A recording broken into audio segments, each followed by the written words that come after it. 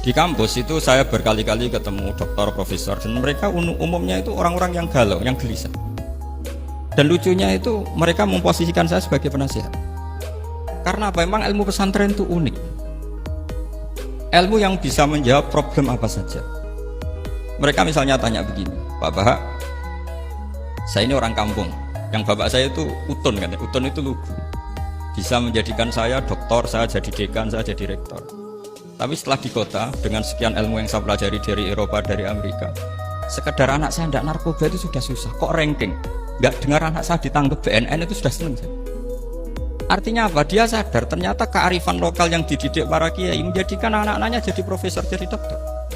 Tapi dengan ilmu kedoktorannya, orang menjadikan anaknya ranking itu susahnya bukan main. Karena nggak ada kearifan. Ilmu yang mereka anggap adalah dianggap ya, tentu tidak hakikat, eksak. Eksak saja sebetulnya tidak juga subjektivitas mereka. Kita bisa membuktikan ke khalayak ramai kalau kita tidak kalah. Khawarizm Al-Jabar terkenal di barat, Avicenna atau Ibnu Sina itu ya dengan ilmu-ilmu umum. Dan mereka fasih sekali menerangkan ilmu medis, ilmu apa. Fasih sekali. Sehingga ketika sekarang teknologi katanya adanya di barat, di Eropa, sebenarnya mereka itu kagum sama Islam. Karena mereka ngakui bahwa di antara ilmu itu dari Islam, zaman Khawarizm, zaman Al-Jabar, zaman Avicenna, zaman Ibnu Rus dan sebagainya.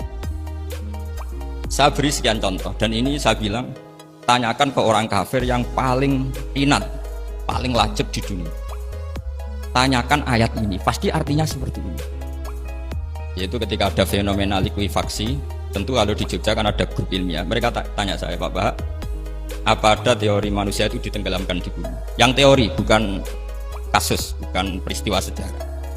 Kalau peristiwa sejarah kan ada korun. Saya ditanya gitu terus saya jawab, Aamin tuman fis sama ayakhsifa bikumul ardo fa idza hiya tamur. Apa kamu merasa aman di dunia sementara pengendali langit, man fis sama itu pengendali langit.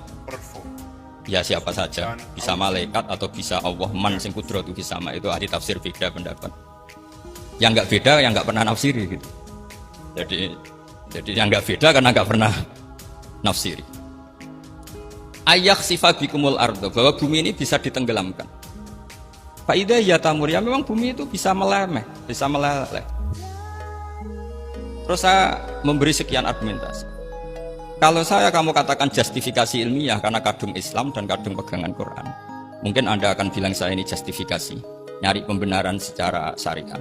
Tanyakan ke ahli lughat yang non muslim, maknanya ayat itu tetap seperti itu. Begitu juga misalnya ayat wal ardi dzatis sodq, dan bumi yang berkarakter bisa retak, sodqun itu retak. Dulu kita hanya punya contoh, misalnya biji-bijian jagung yang lembek, yang lemah, dan bumi yang keras, atau ketela atau bengkoang itu. Ternyata dengan segala kelemahan ini, biji-bijian ini bisa merekah, dan buminya yang ngalah memberi ruang. Dulu ulama hanya nyontohkan tadi, misalnya kalkhinto apa saja yang bisa bumi mengalah dengan proses tumbuhnya tanam.